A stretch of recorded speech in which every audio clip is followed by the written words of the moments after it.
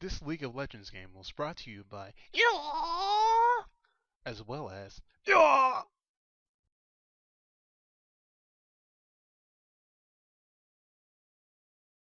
Alright guys, back again, and I bring you today a different kind of tanky support. I actually was trying to I was trying to run support today, but for some reason this Sonya was like, nah, Shen's better top. I mean that's fine, but I was kind of hoping for doesn't matter. Anyway, I give you another tanky support with Shen Splitter top lane, and the reason why it is still tanky support is because well. That's basically what Shen is. Let's be honest. He doesn't scale that well in game. He actually damage wise he's a great tank slash initiator to be honest. And he's basically honorary support for that matter. And today I'm going to talk about something a little different. Starters, I actually lost my previous audio, so there's no in-game audio. This is actually recorded after the fact, but can't really do much about that. Anyway, I could talk about like roles in this game and why I decided to make a tanky support series. Um, One thing about this game is role importance, and I may be wrong, but as far as my opinion goes, the order of importance would be first off, jungler is the most important player or role in the game. Secondly, would be your support, your ADC and APC or mid laner, and then you have your top lane. Like top lane, I like top lane. I played Riven. I play Riven, Rumble.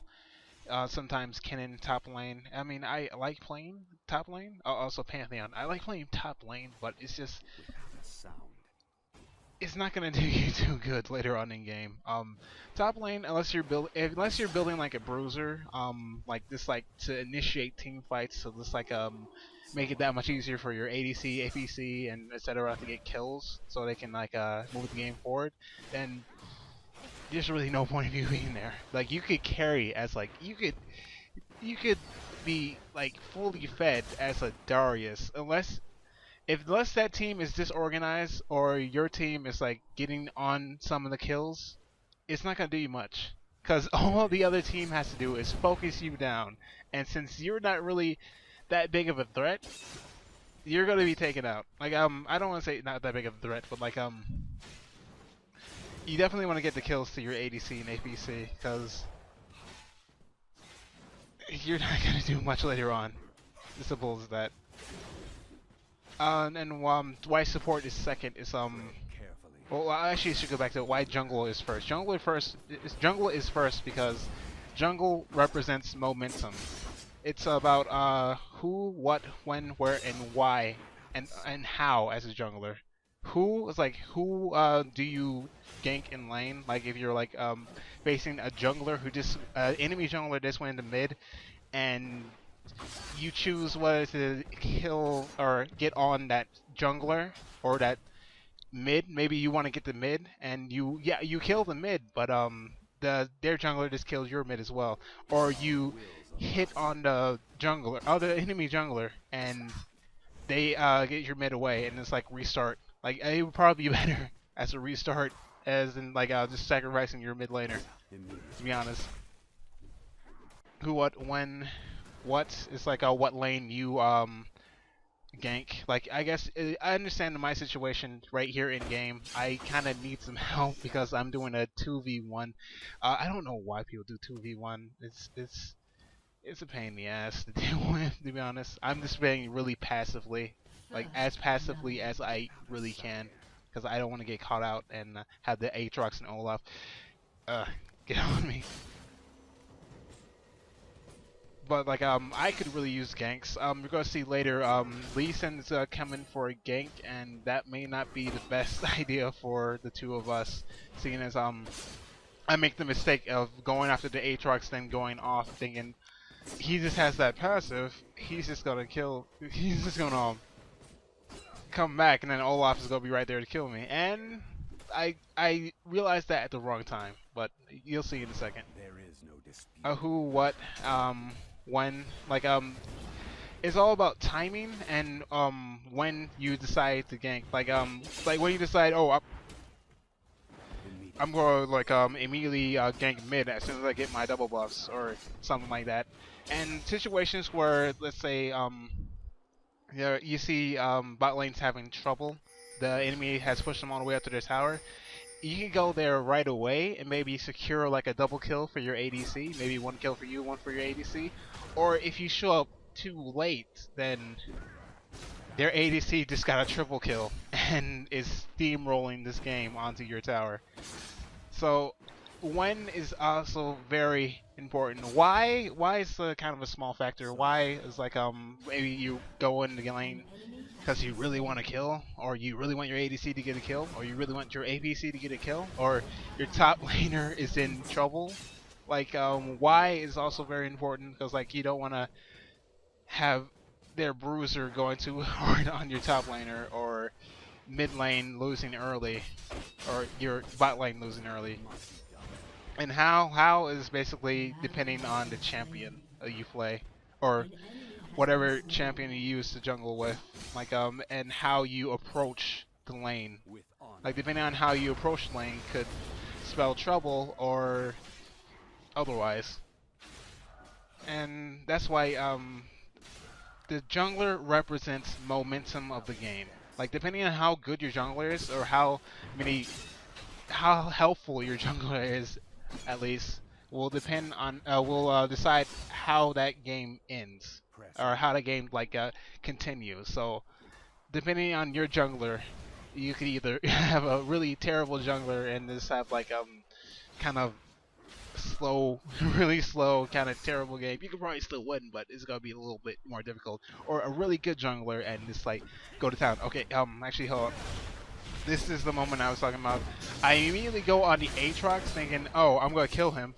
But wait, there's this passive, and then I immediately get out thinking, thinking Lee Sin would figure out what I was doing, but then I get him caught out, and he's this guy's a really nice jungler. He's been like helping all the lanes, even when he ended up eating it to the Talon. He was just like, oh, damn, not much. He does blame, I believe, our APC, our mid laner, but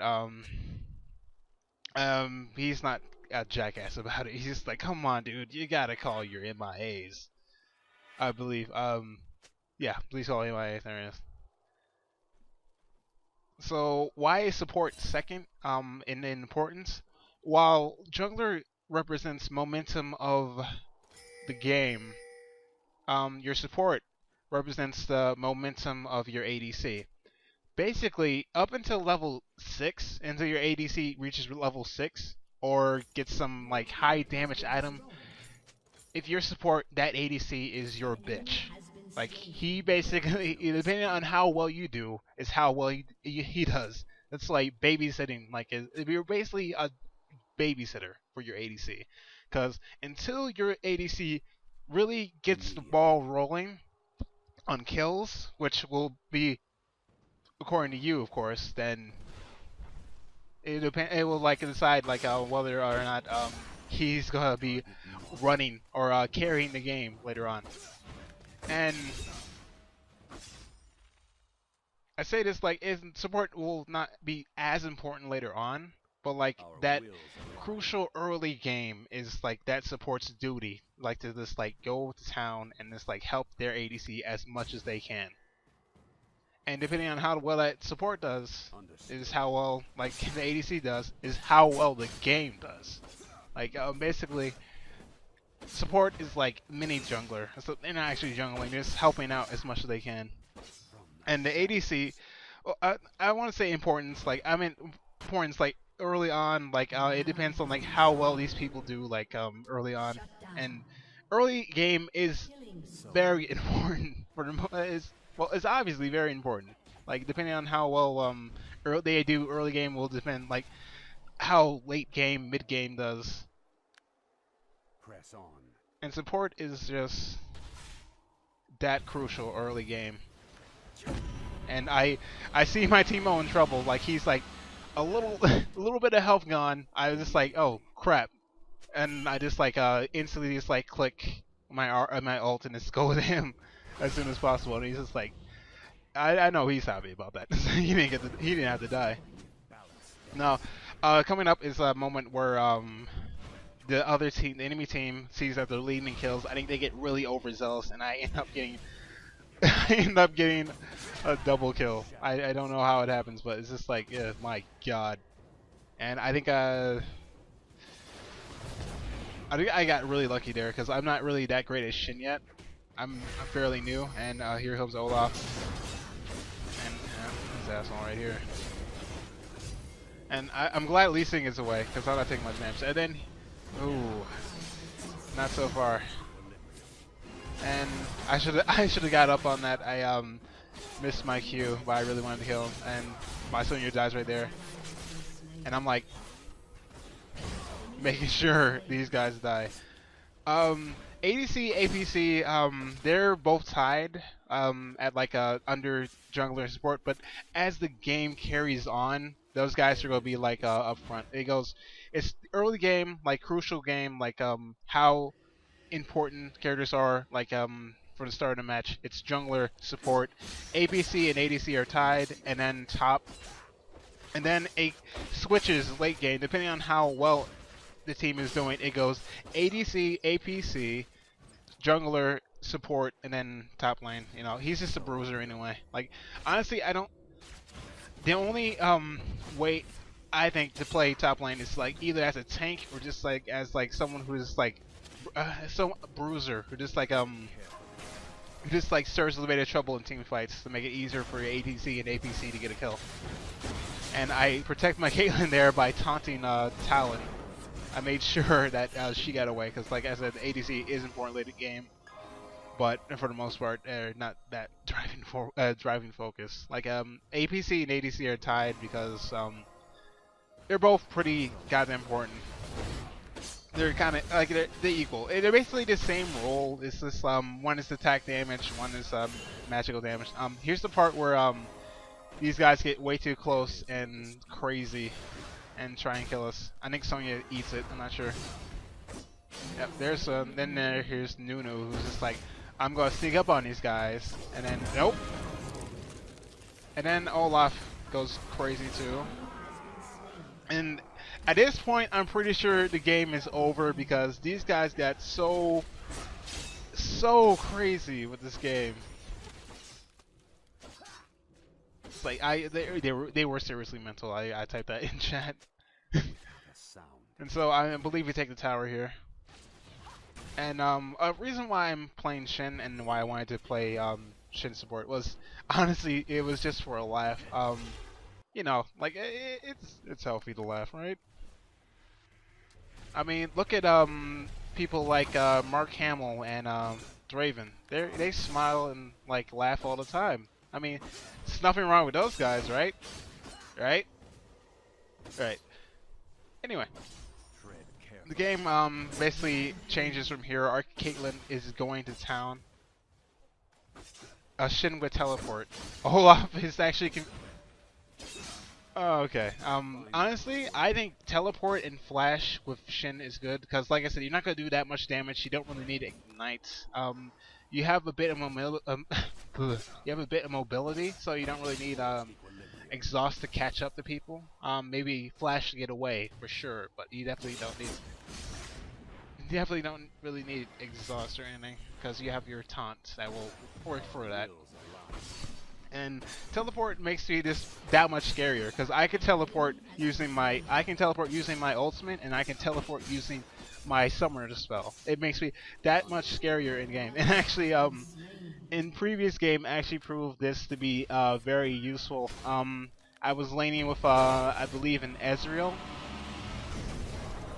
Anyway, I left a ward at the enemy red. I basically teleported in on that. My Ezreal followed in afterwards after I basically went to town, damaged the enemy. I believe it was Kha'Zix or Rengar. One of those guys. They're the same character. Anyway, one of those guys. I basically damaged them all the way to a point. I walk away, and it's like they're running the other way. Ezreal shows up and doesn't even use his ult. This the WQ combo, and this kills him. And then I just like hand him the red. It's really scary because you never know where he's going to teleport. So I think teleport with Shen is a great asset to him. And I think I was trying to build. Okay, yeah, War Mogs first. But I think I was headed towards the Frozen Mallet because I need more CC with him was ridiculous. Of course, I'm not. I think I'm trying to consider whether I want the damage or whether I want a little bit more resistance, and I don't. I feel like now I don't really need the resistance, and then I'm just like, oh wait, I can use some AD, and then it's like, bam, From the shadows. I'm going to build Ninja Tabbies later on, or I think I come back and realize, oh wait, I have enough money for Ninja Tabbies now. I'm just gonna get those. So this game, it's actually going back into like our favor. We had a kind of even start. Then top lane went to a mess, and then got a bit better from there. Immediately.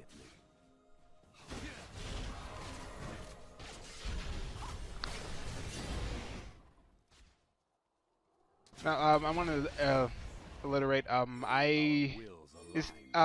What I said, like importance of role. This is like my honest, personal opinion. I don't want to like get people thinking like, oh, he said this, blah blah blah, or that he said this and he's so wrong and stupid. I'm just saying, from my point of view, from how I play, how long I've been playing, this is how I see the game. I could be completely wrong. You're welcome to your own opinion, but this is honestly just how I feel. This is how I think when I'm playing a game, and this is why I will probably never play jungler, because I feel like, I mean, I played jungler in the past. I've been gone from being mediocre to being terrible, so it's definitely having that much pressure on me as a player is it's just too much. Like I rather like I'm mostly besides support, I'm mostly a mid laner, and you know it's basically my favorite roles are mid lane and APC, mid lane APC and support, because well, and I want to say ADC, but the only ADC I actually play is main, so I don't think it really counts unless I have a couple champs that I play as. But So I go. I feel like with APC, even if I do terribly, I can basically make myself a support character. If I usually play characters with like either high damage or like some sort of stun. So I'm a big Annie player, Veigar player, and then like for damage, LeBlanc, or I don't know her name. God, she's so such a pain in the ass. LeBlanc or what's the stupid name? What's it? Fizz the fish.